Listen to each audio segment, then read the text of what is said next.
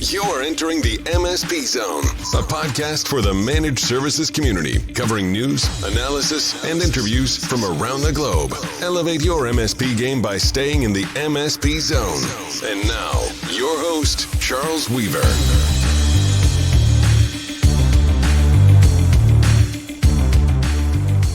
What is a sunburst? No, you haven't tuned into the wrong podcast channel. This is the MSP Zone, and we're talking about Sunburst. Specifically, we're going to be talking about the Sunburst variant or attack that occurred some time ago, and what that means to MSPs.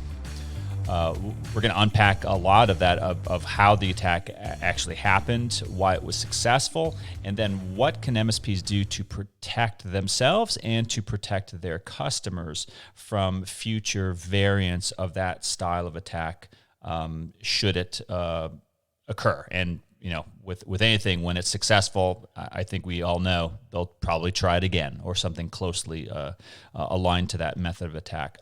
And I can't do this stuff alone, so we've very, very pleased to have our former guest from a previous MSP Zone episode, Brian Stoner from Stellar Cyber, on the program today, joining us. Brian, welcome back again. Yeah, thanks so much for having me back, Charles. I really appreciate it. Yeah, so I'm sure you guys are nice and cold and enjoying the snow in Chicago these days. Yeah, I curse the end of the driveway every time the plow goes by.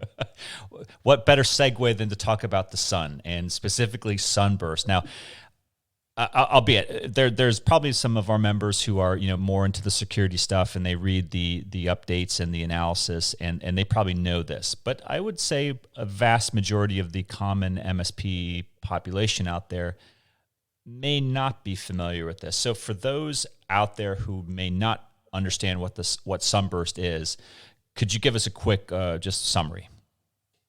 Sure. So to boil it down, right, the Sunburst attack is very similar to any other type of attack where the attacker tries to get access within a network leveraging a tactic. And in this case, the tactic was a software update with SolarWinds.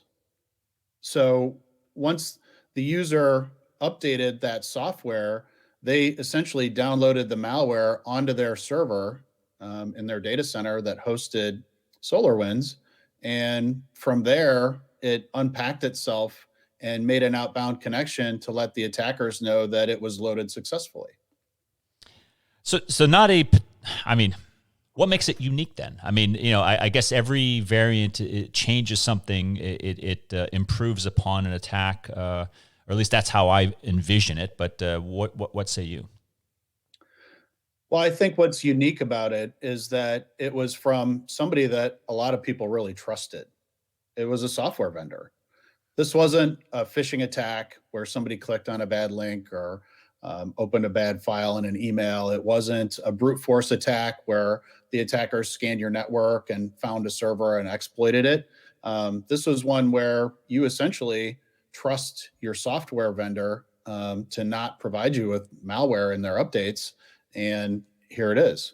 But that's not really the end of the story, because once it unpacks itself and calls home, the next thing that it does is it begins to move laterally and to look for the things that the attackers wanted to exfiltrate. So lateral movement is kind of the second thing that happens. And then ultimately, if they find, a SQL server, or they find another endpoint that isn't patched properly, they can either load ransomware, they can load any number of things. But ultimately, with this attack, I think the attackers were looking to exfiltrate, data. And so the lateral movement would look for that data, and then you would see potentially some sort of outbound communication to try to take that data out of the network. So just to be clear, my SolarWinds has updated or provides some guidance and updates on their website about what they're doing. I don't think anyone in the world would think that this was intentional on their part. In fact, I think that there's some evidence to suggest that this was a vulnerability through an older version of their software platform that had it been patched would have been solved, but that's for another time. Explain lateral movement for those who aren't rugby or football fans and don't understand that concept. Yeah, absolutely. I think everyone who has maybe an endpoint security tool has heard of lateral movement, right? The AV providers, the EDR providers, everybody knows that lateral movement is normally not a good thing. So what that means is if a host gets compromised, the attacker will run a scan on the inside of the network to look for additional devices that are connected to the network. And when they find them, they'll try to identify what applications they're running and look for ways that they can exploit those machines. What we see in a lot of the 360-degree views that we provide in our solution really help illustrate that, because you can see all the different external actors trying to compromise a particular host, let's say with a brute force type attack. Then once they're successful in getting a toehold in that machine, next they again scan the network and look for vulnerable hosts. And they can do any number of different things, once they find those other machines. But those are kind of the telltale signs that you've got a bad actor in the network. And once you have that bad actor in the network, they do those things really low and slow, so they don't set off alerts very easily. Unless you're collecting that information within your network or even within your virtual server farms or things like that, you really, to get that east-west communication traffic, you have to have sensors in the network to get visibility into those things. And is the risk or the danger of this happening not that the MSPs are traditionally looking outside of the network to things that are bad actors trying to penetrate? Is it in this case? It sounds like they're already in. They're performing relatively benign things such as a scan, which many MSPs do themselves to protect their customers' networks. Is that the nature of what makes this so dangerous? And difficult to detect or understand sometimes. And difficult, yeah. Good point. Yeah. So I think what the MSP should know is that you don't have to build a full SOC or buy a complicated SIM to get this visibility. There are simpler tools like Stellar Cyber where you can deploy a virtual sensor in a network and get that visibility. That's really the key. You can get some of it from an EDR tool, but the EDR tool is really just looking at the endpoints that have that software loaded onto it. They're not going to see printers and servers and things of that nature. The other piece is that when you kind of look at graduating from being an MSP to being an MSSP, a platform like Stellar Cyber helps provide the glue that connects that endpoint security with the firewall, so you get a fuller picture of what's happening. So you can make recommendations to your customers and detect the things that matter. So I want to get to SIM and SOC as a service and those types of concepts, because I think that's where we're headed as an industry. I think already some MSPs have taken that leap. But let's talk about legacy MSPs and legacy tools. So for the MSPs out there that are largely still protecting their customers with endpoint, a firewall family of tools, hardware and software, to tell us why that is not enough. The challenge is those tools, like a firewall, is really just a traffic cop for the network. It monitors inbound and outbound communication, and if you tell it to block something, it blocks it. Some of those firewalls have machine learning built into them today, but the majority of them don't, especially the inexpensive ones that an SMB customer would typically purchase.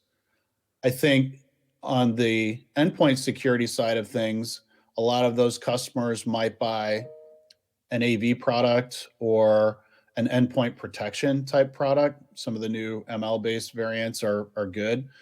But if you don't have EDR, you're definitely not going to be able to detect things like lateral movement happening within their user base or within their network.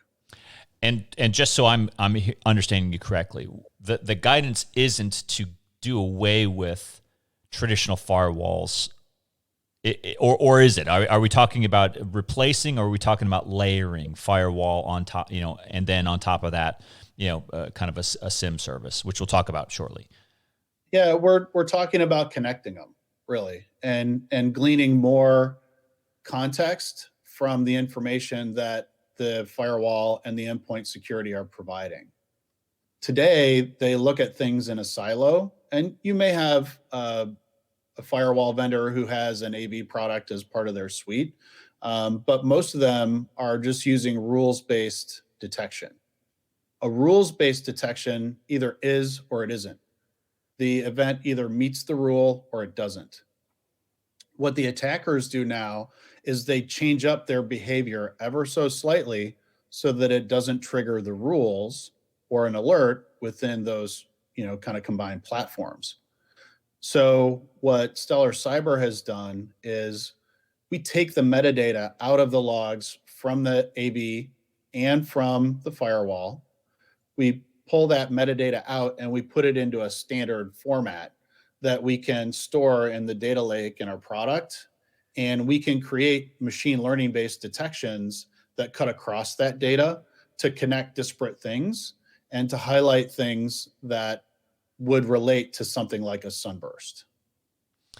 So we're not talking about a lack of data for the average MSP. We're talking about a lack of actionable analysis on the available data that the MSPs are ingesting through whatever their firewall platform happens to be.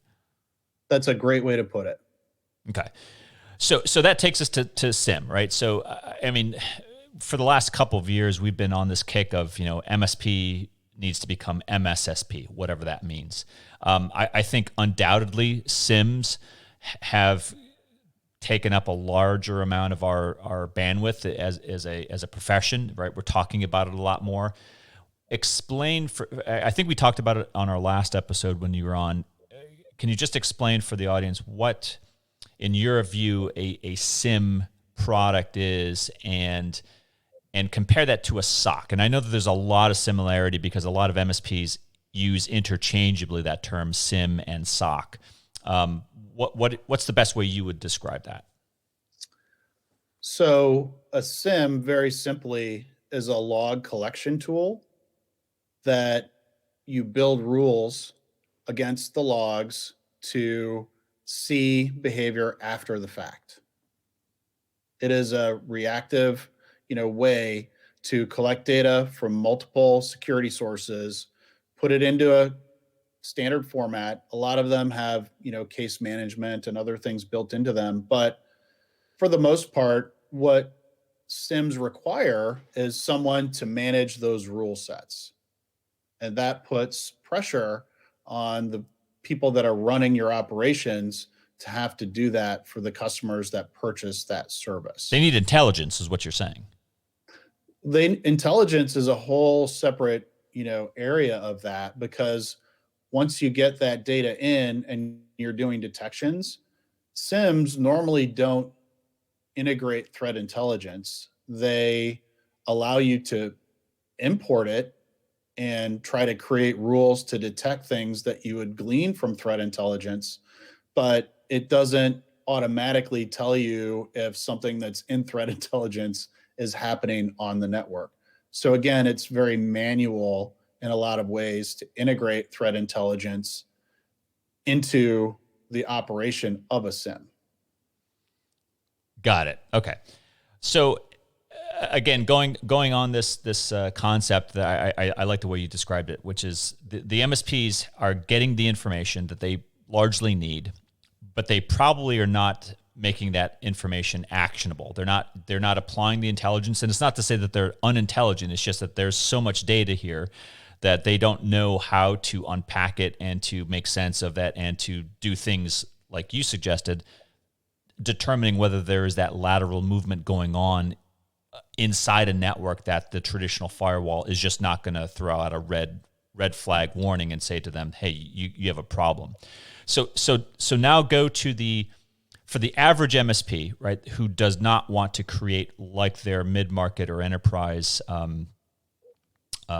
counterparts, and it's not just with them, but those players traditionally do build their own SOCs that have SIM tools and do the analysis. Explain to us kind of your methodology of how the folks over at Stellar Cyber are taking that information, ingesting it, and then making it actionable for the average MSP at that average level. Sure. So at a high level, essentially what we've done is we've combined the functionality of an IDS sensor, which we've built that is part of the product. We've added the data lake and the ability to collect data from every source possible. It could be their SaaS applications. It could be they're using Office 365. Maybe your customer's using AWS cloud services. We can ingest data from all of those things. And that's why we consider our platform XDR, because we can ingest data from any source of any service that the customer is using. We put it into that data lake. Once it's in the data lake, we also enrich any event that we see with over 15 different sources of threat intelligence. So now when you're seeing the event, we can tell you the reputation of the IP address or the file or whatever's involved in what's happening. Not only can we do that, but we create different detections modeled after the Lockheed Martin kill chain, which is a whole separate discussion. But what that means is we have a very simple way of demonstrating how bad something is based on the kill chain. If somebody's just scanning a network, that's not necessarily a bad thing. That could be your, quarterly scanning for PCI. But when there's exfiltration happening, I think we can all pretty much agree that that's bad. Once we detect something like that, from the alert, we actually have integrations out to the firewall and out to the EDR tools, so that if we determine there's a bad actor in Russia that has a tunnel all the way back to a compromised server on our network, we can say, go block that on the firewall right from the event. So you don't have to go log into the firewall and do it manually. We're really simplifying the workflow for the partner.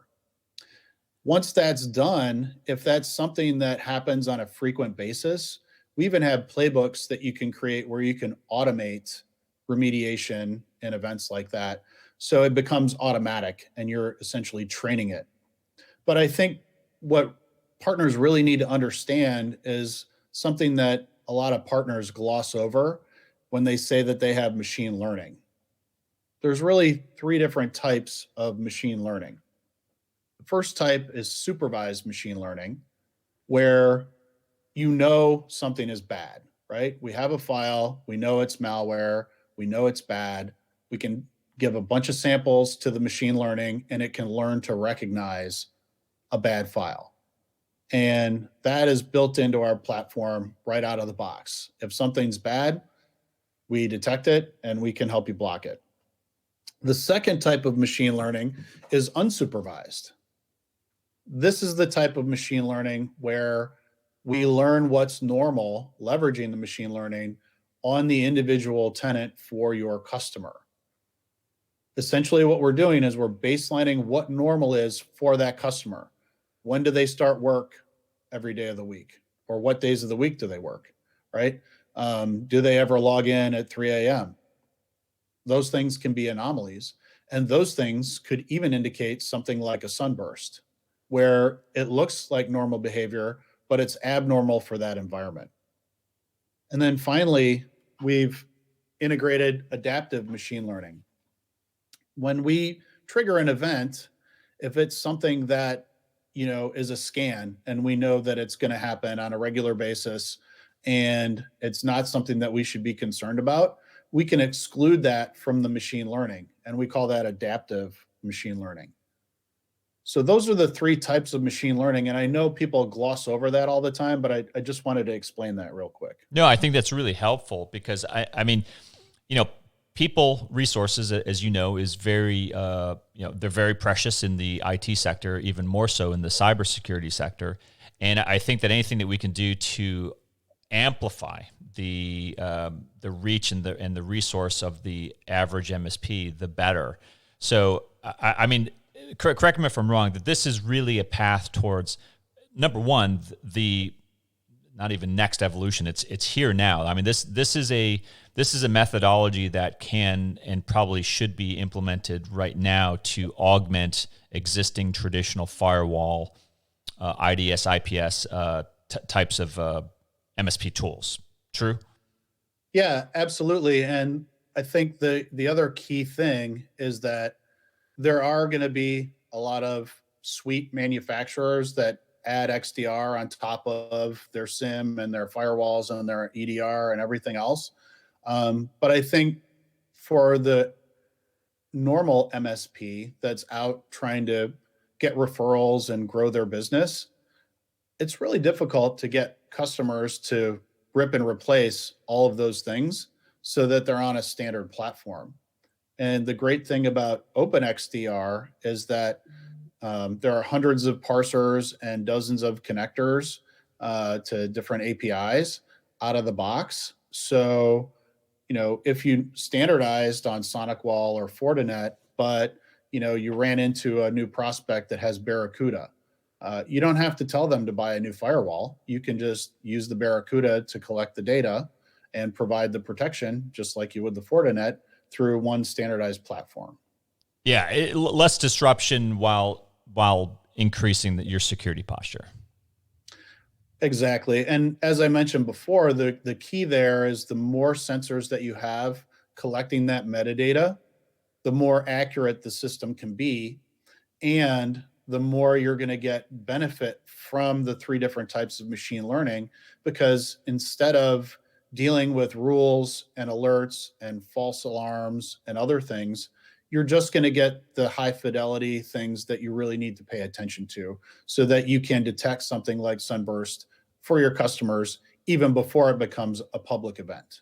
Something tells me that IoT devices are going to play a very big role in XDR in the future. I mean, I could be wrong on that, but that when you talked about the more sensors you have, I mean, IoT is going to be feeding a lot of data, but it's also going to be opening up a lot of entryways into networks. And that's the great part about the open XDR platform, is that within a couple of days, if we can get a log sample, we can create a parser, we can get that data into the platform, we can begin learning what normal is, and within a few days you can start getting alerts on things that are abnormal. And all you had to do was implement the parser in the product and collect the logs.